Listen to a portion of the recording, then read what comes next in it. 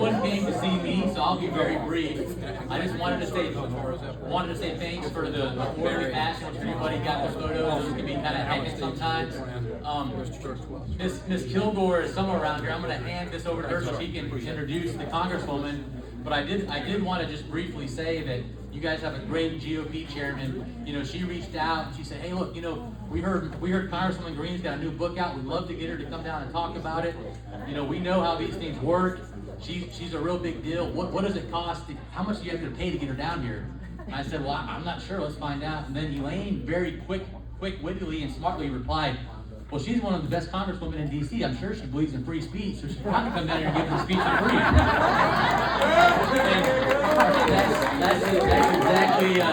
That's exactly what it was. So, would you like to come introduce the Congresswoman, and then she'll kind of tell us about the book, give us a D.C. update, and then we'll get to signing the books after that. Well, I welcome everybody, and hopefully there will be a few more coming in. And I would like to acknowledge Brian, Jack, and he's going to get a picture. Or, No. okay. And Mr. Kirkland, who also arranged this, and the Fitzgeralds, and Miss Donna Fitzgerald, what's the first name? Stan. Stan and Thanks. Donna Fitzgerald, who donated the books. So,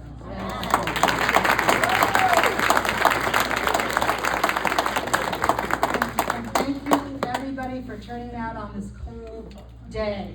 And Brian, could you do the honors and introduce Miss Marjorie? Sure. Because I know you can. Brian is a Fayette County native, and he works for Mr. Trump and Mar-a-Lago and Washington D.C. and he was in our 4th of July parade, and he's also responsible for this. And we're very proud that a Fayette Countian has risen to such high heights and is doing so much good work. And everybody, I'm going to put in a plug for the FCRP. If you don't come normally, you're missing out. Yes. I mean, we're having a precinct caucus soon, and everybody's invited. And come and check what we're out, and we have a great website, www.myfayettegop. So if you're a Fayette Countian, come on, we want you here. Thank you, Mr. Jack. Thank you. As the chairwoman said, my name is Brian Jack, and I'm from Fayette County. I'm from Peachtree City, Georgia. And as she noted, I work for President Trump. I've had the privilege to work for him for the last 8 years. I was his White House political director, and I'm a senior advisor on his campaign today. We have a big vote on Tuesday in New Hampshire. My sense is that we're going to be victorious, just as we were in Iowa last week. And one of the reasons why we're so successful, and I think the president's message is so successful, is because of folks in this room and the folks that fight for him in Washington, D.C. And Congresswoman Greene is somebody I got to know in 2020 when she was running for Congress. I was at the White House. We had a great partnership as a candidate, and I can tell you, having seen her in Washington, she's just in her second term, and I don't think there's ever been a member of Congress as successful and as effective as somebody this short in their tenure as Congresswoman Marjorie Taylor Greene. She's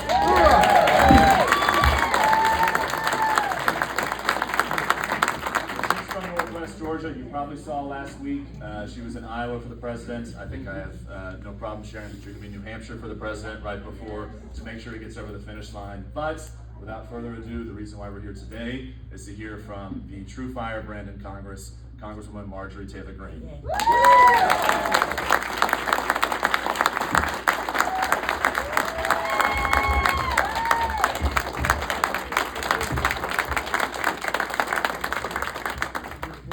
Thank you so much, everyone. Thanks for coming out on this freezing cold Georgia morning to be with me, and I've got a lot to talk to you about, so hopefully we'll heat up the room. And thank you so much to Stan Fitzgerald. Where is he? There he is. Thank you so much. You are a great patriot. Thank you both. Thank you both for helping, so supporting not only for people like me, President Trump, and for America First and MAGA. So God bless you. Thank you. And thank you, Brian. Thank you for coming. So you guys, Brian is so humble. He honestly is one of the strongest patriots that helps President Trump.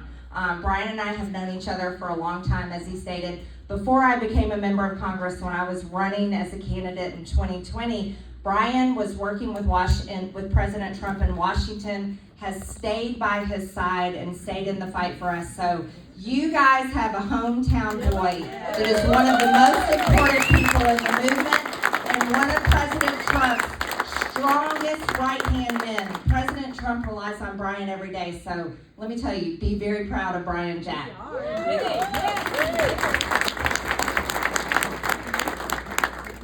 Maybe we can talk him into running for Congress. I won't be shy about it. I know who I would endorse. Okay, so first of all, this is my first book. I never thought I would actually be in politics in any way, shape, or form, but it's been quite a ride. It's been a journey. So if most of you may not know, I'll give you a little bit of my personal history. I was born in Milledgeville, Georgia. Have lived in Georgia my entire life. Went to school in DeKalb County in Decatur. My family ended up moving up to Lake Lanier in Forsyth County. Graduated from South Forsyth High School, and then went on to be the first person in my family to graduate from college from the University of Georgia. Go Dogs! But I grew up in a very humble beginnings. My parents worked hard. My dad started a family construction business, and that's where I learned about the economy at the kitchen table.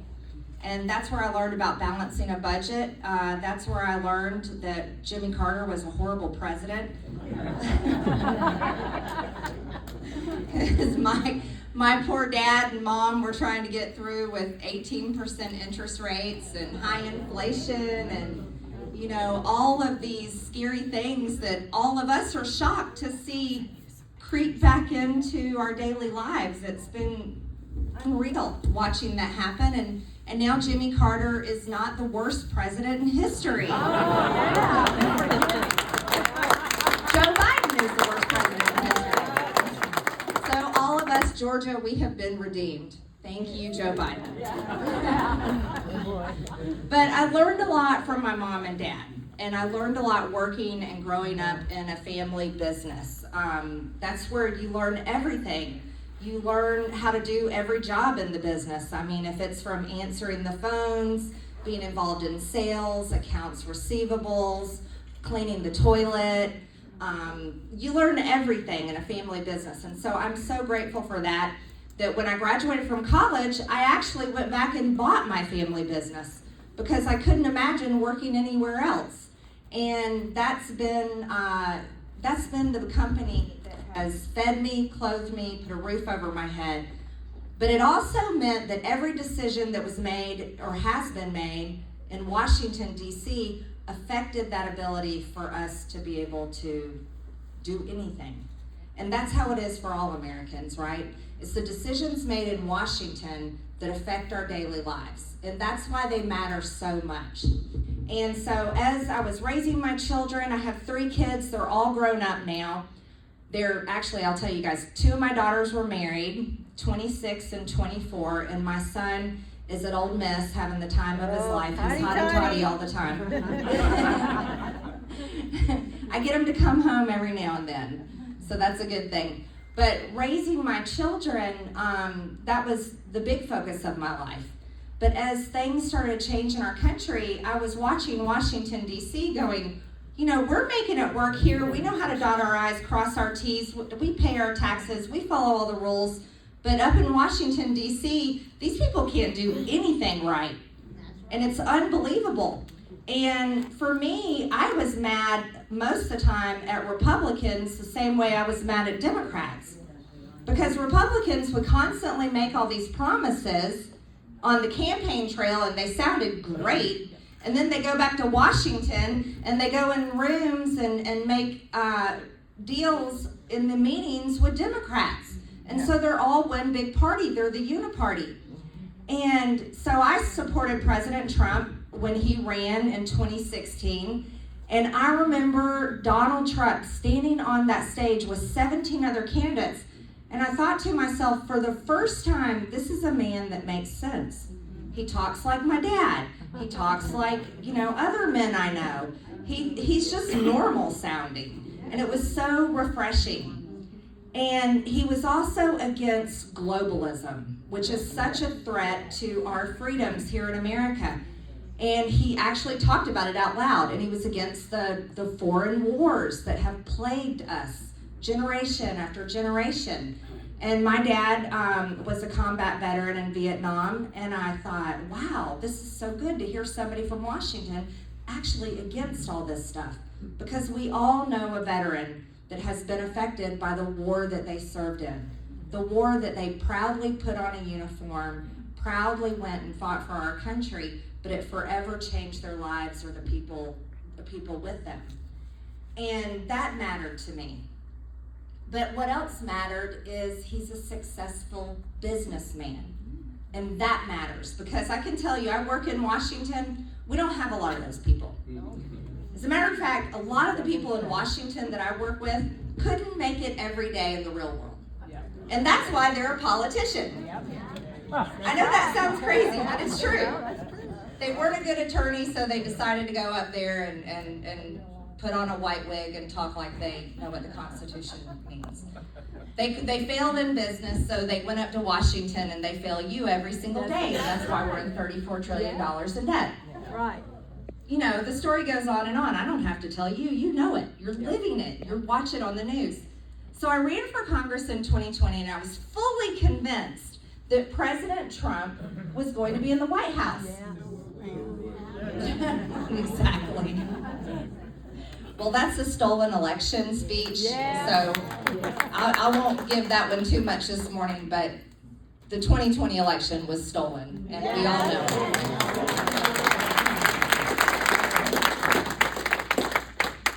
And so ever since then, ever since January of 2021, I've served in Congress under Democrat control. Joe Biden in the White House, whether he knows it or not. Sad, y'all. Bless his heart. So, and then my first 2 years in Congress, Nancy Pelosi was Speaker of the House. Yeah. I'm starting to question if Nancy Pelosi is still Speaker of the House, because they just passed a CR again this past week, which is her budget. That's another whole speech. So I've been up there under Democrat control, and I have to tell you, the reflection and the amount of thinking and the amount of thankfulness I have for the state of Georgia. So I just want to remind you, we have Republican-controlled government in Georgia. That is something, I know you may get frustrated on a state level sometimes. Be thankful for it. Be thankful. I mean, look at the state of Georgia. We have a surplus. Not a deficit.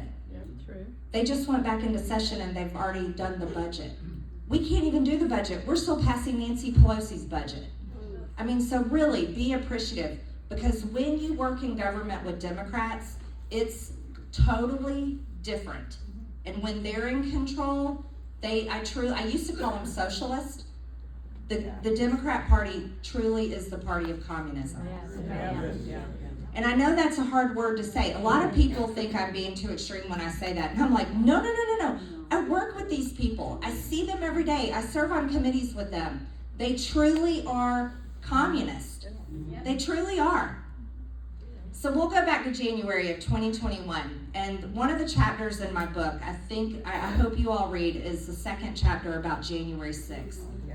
The first chapter is my heartbreak for all the jobs that have gone and been sold overseas, for our manufacturing, for the whole America Last movement that has happened for decades. But the second chapter, I write about January 6th, because that was my third day on the job.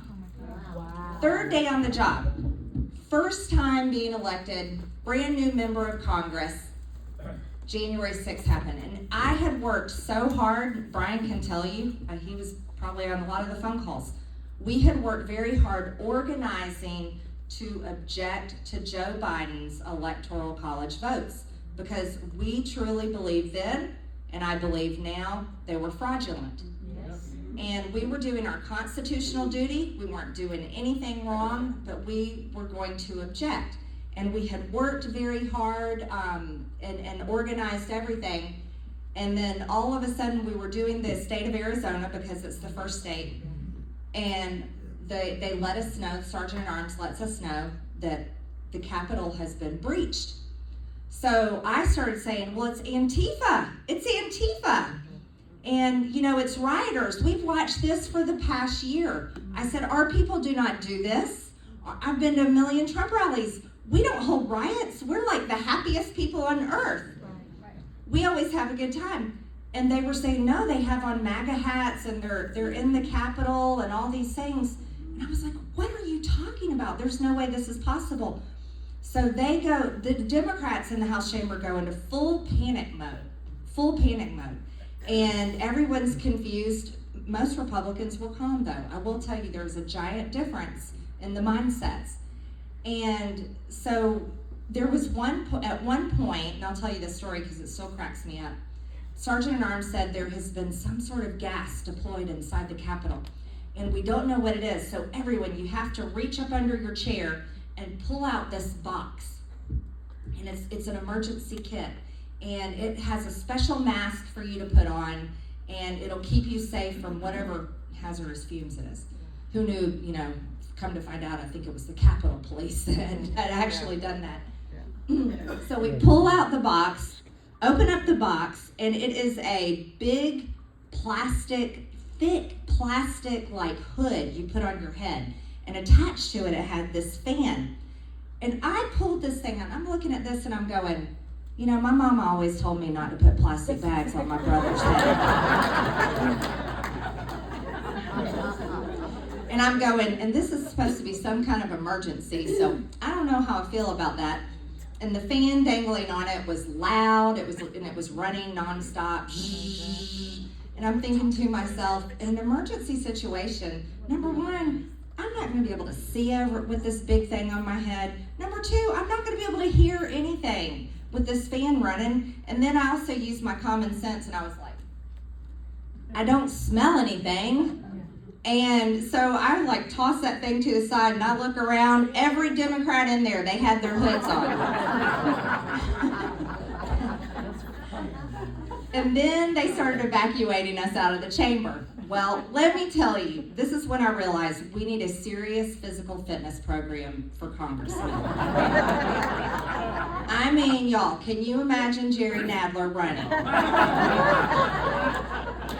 It was quite a scene. It was something else.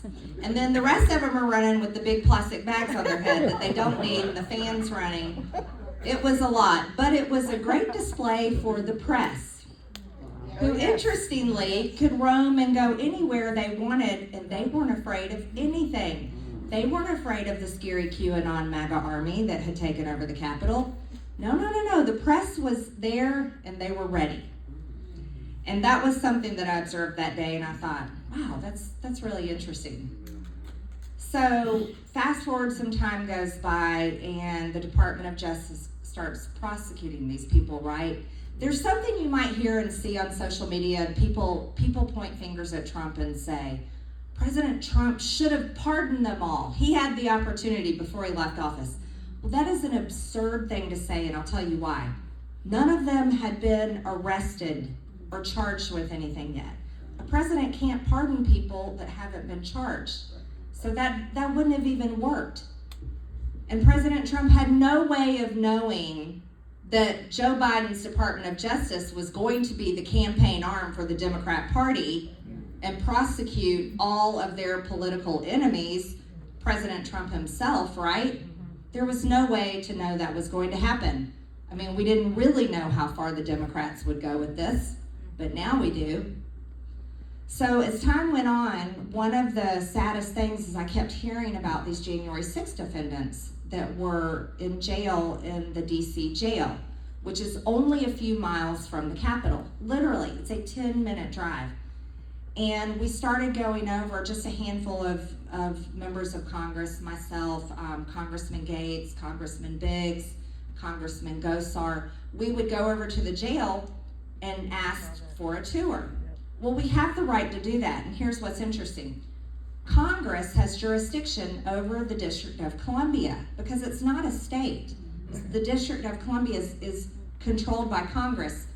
Well, when we would show up there, they would tell us, no, you can't come in. Every time we went, they would say, no, you can't come in. No, you can't come in. And we would remind them, you know, we do fund your paychecks in this facility. We make the budget, we fund it. No, you can't come in. They were unapologetic about it.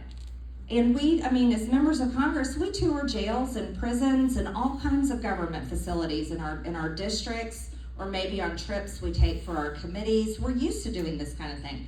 But they kept telling us, no, you can't come in. So it was clear they had something to hide.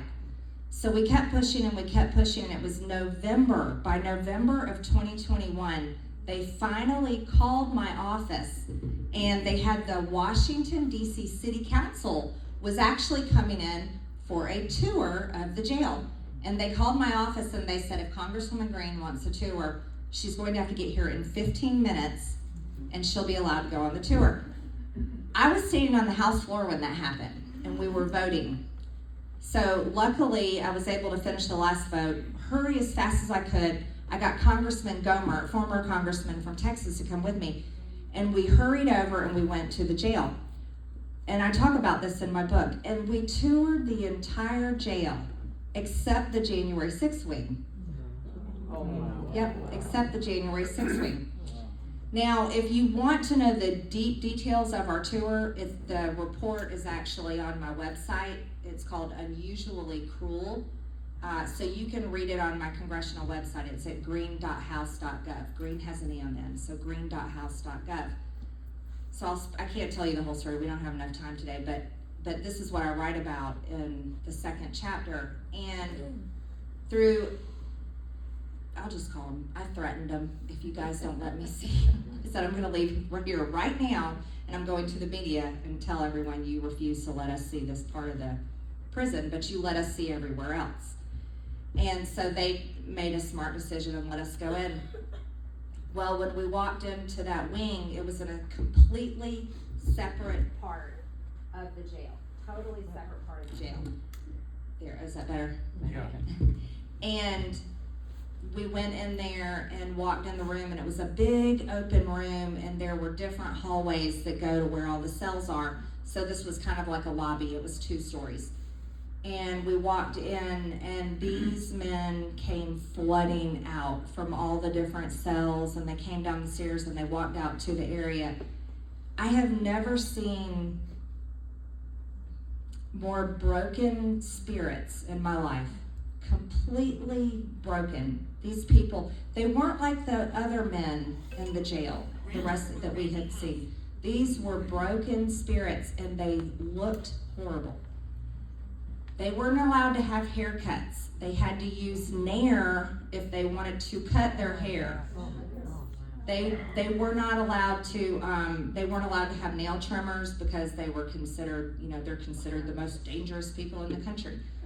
They couldn't shave. They had to use Nair if they wanted to shave. And they were being held at that time 22 to 23 hours a day in solitary confinement. And it depended on when the guards wanted to let them out. That's why I said 22 to 23 hours. And when they were let out of jail, they told us that they were given a choice, that they could either go outside, or they could call their family, or they could call their attorney, or they could take a shower, or they could have recreation time. It was not any of those together. It was always one or the other, or the other, or the other. And that is how these people were treated for months and months and months, and a year and so forth. Unbelievable. And that happened after what they call, worse than 9/11, says Kamala Harris. Worst day in history. Where honestly it was about 3.5 hours with a little bit of rioting, and the rest of it on Capitol grounds and everywhere, it was pretty much peaceful. We couldn't call it fiery like they call the BLM riots, mostly peaceful but mostly fiery. No, it wasn't any of that. It honestly wasn't. But as we know, the media lies, and they have changed the historical account of what happened on January 6th. And why have they done it? The same reason they did that with Russian collusion and all the other stories that they have attacked President Trump about. And now, since the time has gone by, and we've seen the videotapes, and we have talked to so many witnesses, and we've seen body cam videos, and we have talked to so many people. We know on January 6th, this wasn't Trump supporters pulling some sort of so-called insurrection. That none of that happened. This was a Fedsurrection, or this was entrapment, complete entrapment. And it's one of the worst things that has ever happened, in my opinion, in our modern day American history, because it's been the government turning on the will of the people. And that is what concerns me greatly. Now, there's other things that happen in Congress that I write about. I serve on the COVID Select Committee. This is another time period that we all lived through where I believe we saw another episode of communism, complete medical tyranny that we all lived through. Now, right now, I'll go ahead and tell you, I'm frustrated on my COVID committee, and I write all about this in my book in the chapter on COVID. But I'm frustrated because I serve on the committee with mostly doctors, and I'm not a doctor, but I have a lot of common sense, and we know what we all saw during COVID, that in the Democrat states, they shut the economy down, they shut schools down, then out comes the vaccines. They forced everyone to take the vaccines, and you were a horrible person being accused of killing grandma if you didn't take the vaccine or you didn't wear a mask. Well, I could not take all of that, and it didn't make sense. And I was one of the people that lost my social media account. I write about that in the book too. They banned me on Twitter for pretty much a whole year. Especially, and I was running for re-election. I had a year in 22, let me tell you guys. I was running for my first re-election. They took me to court, the Democrats took me to court. I think I was one of the first people charged with the insurrection. And I had to, I don't know if do y'all remember the news on that? I had to sit under oath here in one of our state courts on trial, being accused of insurrection because they were trying to take my name off the ballot. It's the same thing they're trying to do to President Trump. And I think they were testing it on me and a few other members of Congress, like seeing, okay, let's do this and see if it sticks. And they hate me anyway, so they totally want to get me out. So they charged me with this and tried to get my name removed off the ballot. Well, it was really interesting. We found out who they were. They were a funded attorneys by a Democrat PAC, and they had joined with the Democrat chair in my district and a couple of their Democrat friends. So that's what the case was about. So I had to sit there under oath and defend myself against these ridiculous charges. Thankfully, I won that case. That was a month before my re-election. Thank you. Cost me about $1 million in legal fees. Yeah, this is what they do. It's lawfare. They try to break you. And this is what they're doing now to President Trump, and they're doing it to the co-defendants here in Georgia. And this is what they're doing in states all over. Now, Fani Willis. Oh, come on. She's such a good girl. And Nathan Wade. Wow. Yeah, those two. They are something. So, Fulton County DA and her top prosecutor, Nathan Wade, who has never prosecuted anything like this. He was a former judge and probably an ambulance chaser type attorney, I think. And so they're having a good time. That's being reported in the news. And Nathan Wade's wife is not happy about it. And their divorce case has gotten really interesting, but it's also produced some good evidence. And the invoices that have come out that show that, ooh, they were invoicing the White House, and Nathan Wade charged for 24 hours of work in one single day. Talk about a hard-working guy.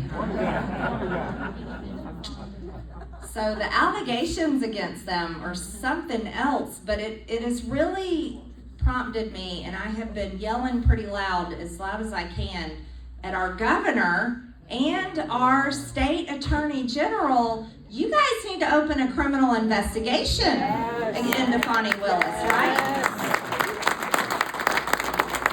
No, they won't do it.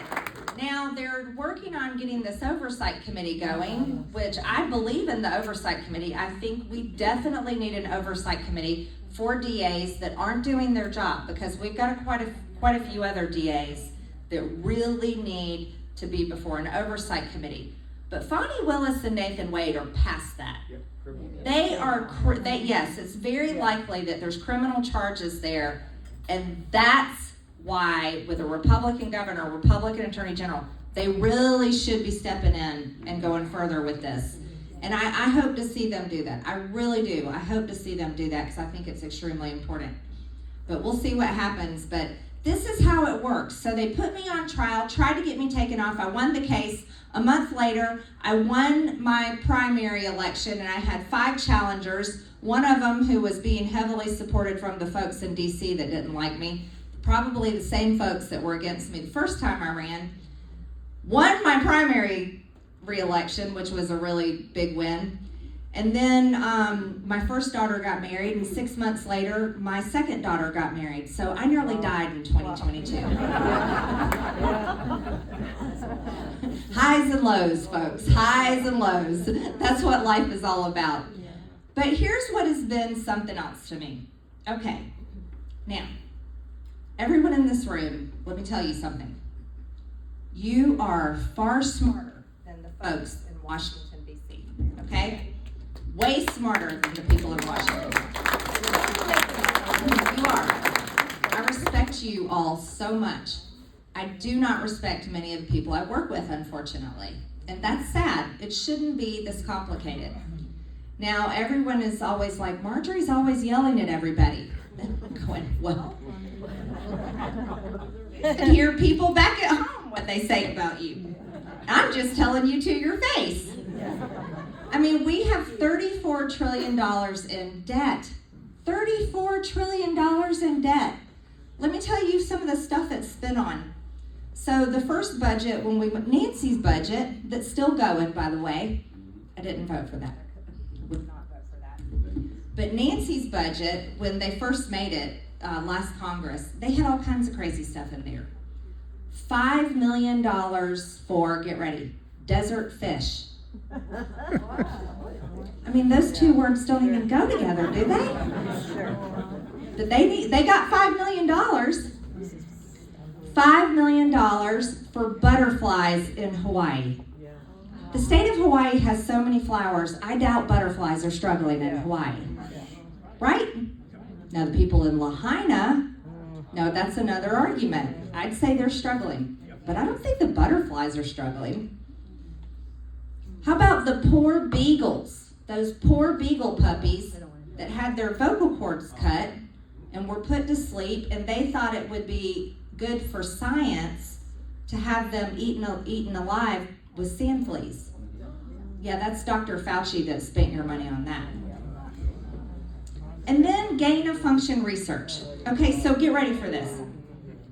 After everything we went through during COVID, where we found out that our tax dollars went for some horrible Dr. Frankenstein type science that can turn viruses that are for animals, turn them into contagious viruses that humans can catch, and then they made it in a lab in Wuhan and told us we were all horrible misinformation, racist, extremist MAGA creatures, and kicked us off social media for saying that, right? Yep. But we knew it happened.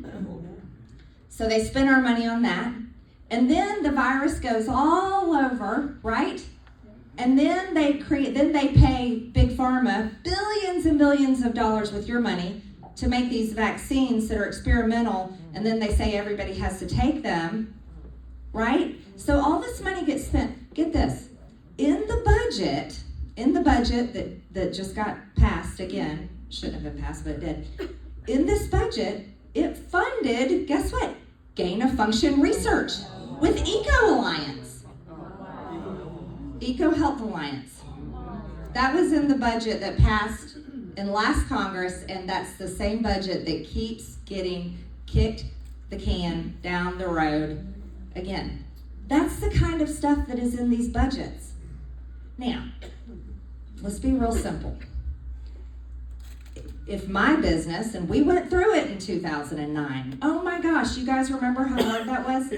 Boy, we had to scale back everything with our construction company because things were rough. And so what do you do when you're in trouble? So we're going to say federal government is a sinking ship. It's a corporation that is, every alarm is sounding. My goodness. And we're on the verge of bankruptcy. What do you do? This is easy for anyone that has a household, for anyone that has a business. You scale back the things you shouldn't be spending money on, right? It's easy. You go down to the basics. This is not complicated. We don't have to pay for poor baby beagles to be eaten alive with sand fleas. We don't have to worry about the butterflies over in Hawaii. They're doing good. Desert fish, I don't even know if they're real. No, I'm just kidding. And then the foreign wars. Do we really have to pay for other countries to fight each other? No. I don't think so.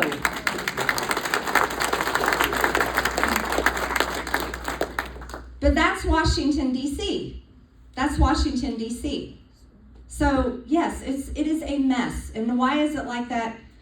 Lobbyists. Let's talk about lobbyists. Now, lobbyists have an important function. They do. Lobbyists represent the industries that they work for. They have to take the industry's concerns and problems before Congress and let them know about things. I do think that's an important function. But the problem is that many representatives, go to Washington, D.C. and forget who they represent.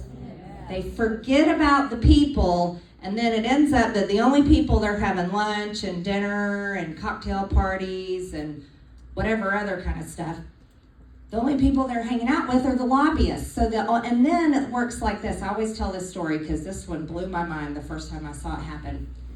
Members of Congress like me, we have to get reelected. And it's tough. Every 2 years we have to get reelected. So we have to call folks and say, thank you for your support last cycle. Can I depend on you this time? Would you donate to my campaign? And we have to make these calls because in order to run a campaign, it's like a mini business. You have to be able to put ads out. You have to put ads on television. You have to get your message out to tell your voters, hey, show up and vote for me, the whole deal. So members of Congress have to do that, and senators have to do it too. And fundraising becomes a big piece of that. You can't do all those things without the money to do it. That's reality. But in Washington, D.C., the first time I went, I walked in and I was invited to a reception. And I was like, well, I don't have anything going on tonight. Okay, I'll go to this reception. Maybe I'll meet some people and see what's going on. I walk in the room. It's packed with folks. There's a big bar over there. There's trays of, the little weenies on a stick and all those little things going around, flowing around. And it lasts maybe an hour and 15 minutes. And after it was over, everybody leaves the room, and guess what? They all went to another reception that was on the same hallway. Same thing again. And I'm like, what is this, like a party rotation? Like, what's going on? See, I didn't experience this as a candidate. The establishment hated me.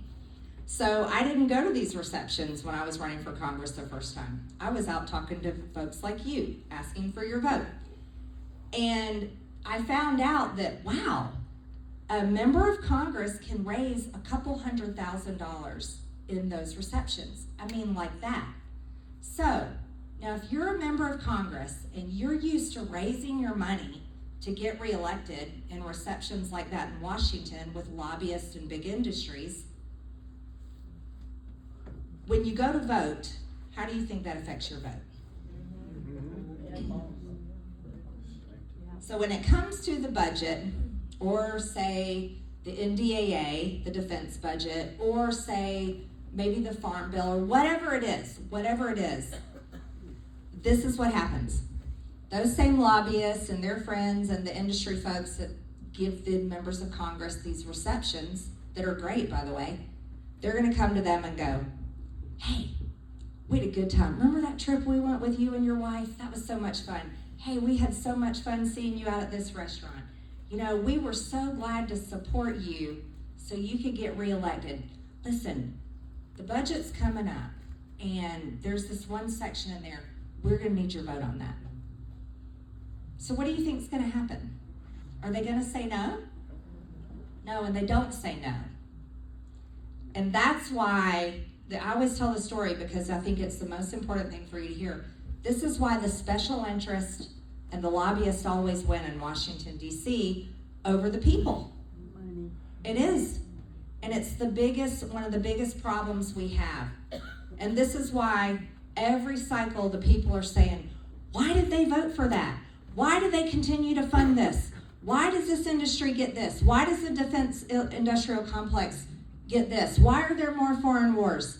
Why did Pfizer make billions and billions of dollars on these vaccines? And you ask all these questions, I'm telling you, that's how it happens. Follow the money. Yeah, every single time. And that's why everything is so corrupted. And you go further. Let's go further. Well, let's say if your last name is Biden. You know, I tried to talk to one of those Bidens last week, and he ran out of the room.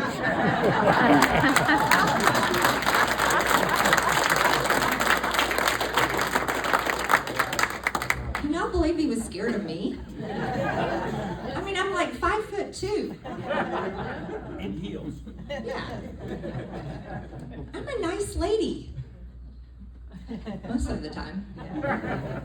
Yeah, so he runs out of the room. That was something else. I serve on the oversight committee, and we've been investigating the Biden family. And we have been investigating all of the corruption. And my goodness, you guys, they always say that we don't have any evidence. That's the media. I have a whole chapter about them, the free press. Yeah, they're free to lie, apparently, is what it is. But anyways, we've been investigating the Bidens, and, you know, they called me crazy Marjorie Taylor Greene because I introduced articles of impeachment on Joe Biden's first day in office. Well, turns out I was right?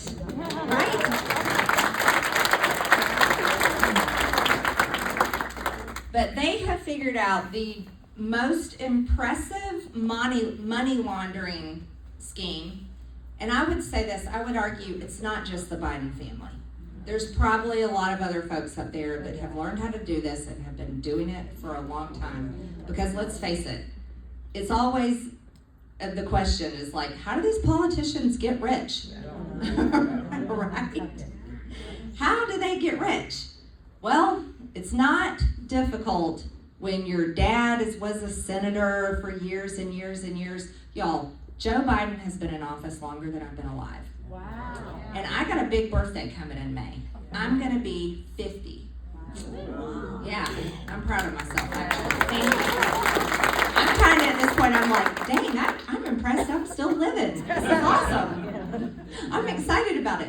But Joe Biden has been in office longer than I have been alive. In Washington, D.C., think about that. This man has done nothing else his entire career but be a politician. And he's at least 186 years old.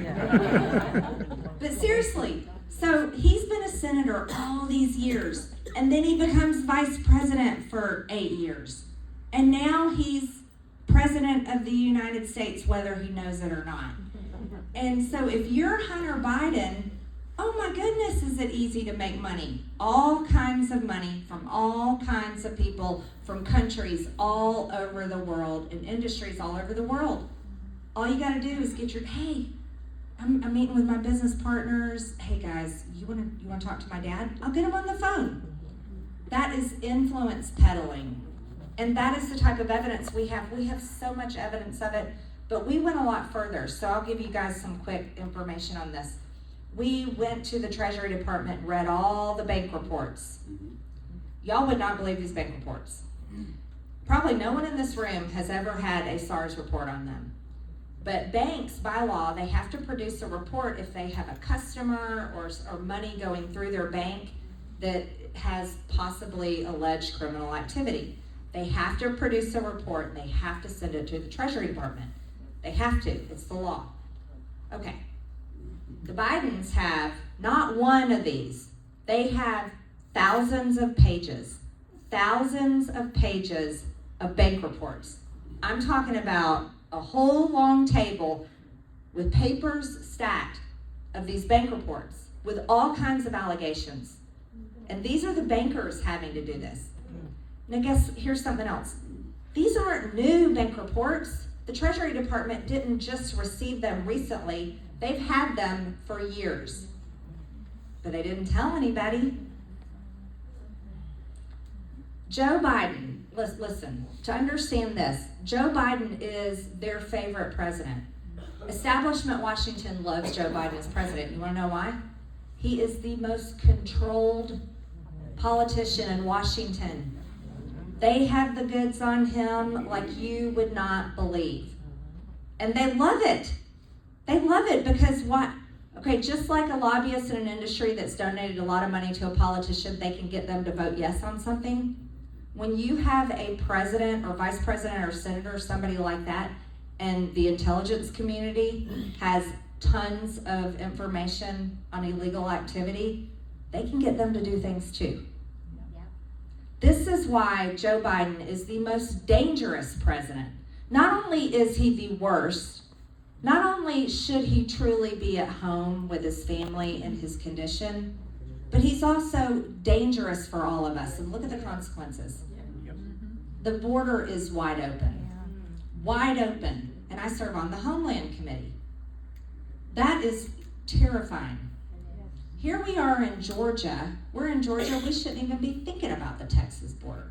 But we think about it every day because our state is invaded with illegal aliens. And crime has gone up. And fentanyl deaths have gone up. And gangs are in our state. And gangs that shouldn't be in Georgia are in Georgia because the border's wide open. Terrorists are in our country. We have 1.9 million gotaways. A gotaway is someone that has come across our border. We don't know who they are. We don't know where they're from. We don't know where they are. We don't know what they're doing.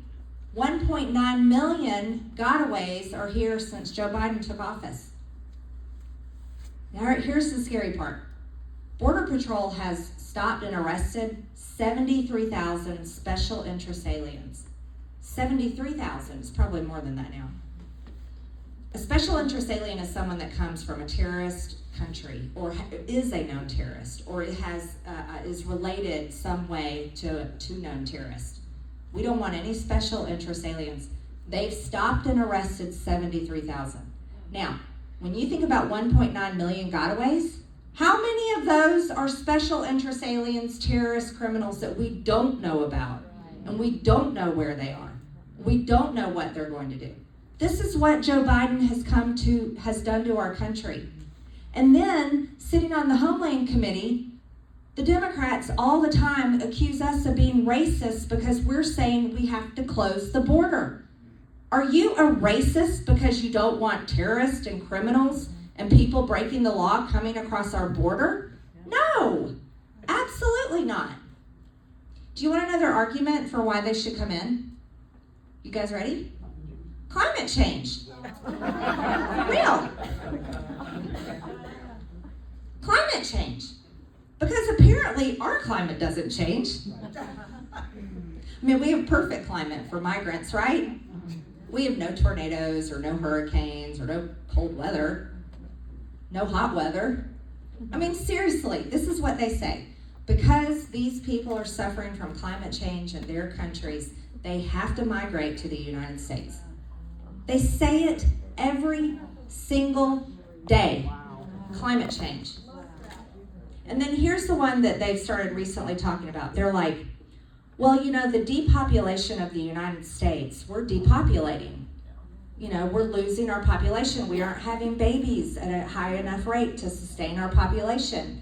We don't have enough workers in the workforce. So I said to them, I said, well, maybe if you people didn't support abortion that's killed 63 million Americans, right?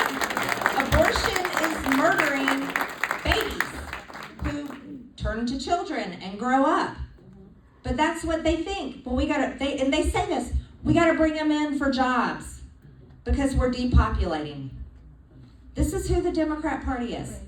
And they say it out loud. So I urge you to watch C-SPAN because you really should hear their words come out of their mouth. I tell you what, if the American people literally stopped watching CNN, MSNBC, all the trash news, Rachel Maddow, the craziest, nastiest women on television, The View, if everybody would stop watching that nonsense and just turn on C-SPAN and listen to the committee hearings and listen to their speeches, the Democrat Party would be over with in one election because they're crazy. They are literally crazy and they're evil. Now, before I wrap up, I want to tell you about an important bill. It's to me, I think it's the easiest bill to pass, but for some reason it's having trouble. But I do work in Washington. I have a bill called the Protect Children's Innocence Act. This is a very simple bill. This bill would make it a felony in America to perform gender change surgeries on children. Okay, this is not complicated, everybody. It means that anybody under the age of 18, you know, the folks that can't legally vote, they haven't graduated from high school, they can't join the military, they can't buy alcohol, they can't buy nicotine, they can't even get a tattoo on their skin. It would say it's a felony for these kids when they're confused and they're very confused or being manipulated, and they go and get a mastectomy because they think they're a boy, a girl that thinks she's a boy, or say a young man that is confused and he thinks he's a girl and he goes and actually gets castrated. This happens. My bill is called the Protect Children's Innocence Act. It makes it a felony, makes it illegal to do that to kids. Does that make sense? Yes. Thank you. It's a no-brainer. Let me add on to this. President Trump would sign it into law as soon as he gets in the White House. I know it. He says it all the time. I want you to know that I'm having a hard time getting that bill passed in a Republican-controlled Congress. Yes, it's unbelievable. Absolutely unbelievable. And this is what they tell me. This is the pushback. Well, Marjorie, we don't want to put doctors in jail. What? I mean, first of all, we could talk about COVID and Dr. Fauci. I know one doctor should be put in jail. But let's be real. If there's any doctor that is doing this to kids, they belong in jail. This is not hard. But I'm having trouble getting that passed in our Republican-controlled Congress. But this is where we're going, you guys. So let me leave you all with this. And this is my last chapter is about hope. And I have a lot of hope. You have to always have hope. You have to. And you have to never give up. That's the other thing. God never gives up. And even though we get tired and weary, we can't give up. Never give up. Because when everything looks completely dark and difficult and like it's impossible, God always has a plan. And if we give up, then how is the plan going to take place? You have to keep going. I truly believe it. You have to keep going. Here's the other part. When things are good, you have to stand guard. You have to be a watchman on the wall. And I'll talk about that's why Georgia is so important. I want to plant a seed here. You have to understand our state of Georgia is the number one state the Democrat Party wants to take. Do you understand? I'm talking about they want this state more than any other state in the country. You want to know why? Georgia is the economic hub of the South. We're the heartbeat. We are the heart of the entire South. We have the third largest port in the country. Democrats want to control that. We have 75, 85, those are incredible corridors. Democrats want control over that. We have the biggest, largest airport in the world. Democrats, well, they wouldn't argue they control it. They want full control over it on a state level. Democrats want Georgia. So here's the thing. This is why people in Georgia need to be a watchman on the wall, because they're coming for Georgia. Stacey Abrams tried twice, didn't she? And then we got John Ossoff won and Warnock won. And neither one of those represent Georgia, in my opinion. So we have issues coming in the future. Do not stop being a watchman on the wall. That goes down not only our state level, it goes down to the counties, it's the schools, it's your cities, it's everything. And local politics, whew, I'll say those are maybe nastier than Washington, D.C. in a lot of ways. This is dirty, very dirty. So that's why you being here in places like this in your local county parties is so important. And then the other thing, no matter how mad or depressed or sad you feel about the state of our country, do not give up on it. Do not give up on it. Thank you so much, everyone. I really enjoyed being with y'all. Thank you.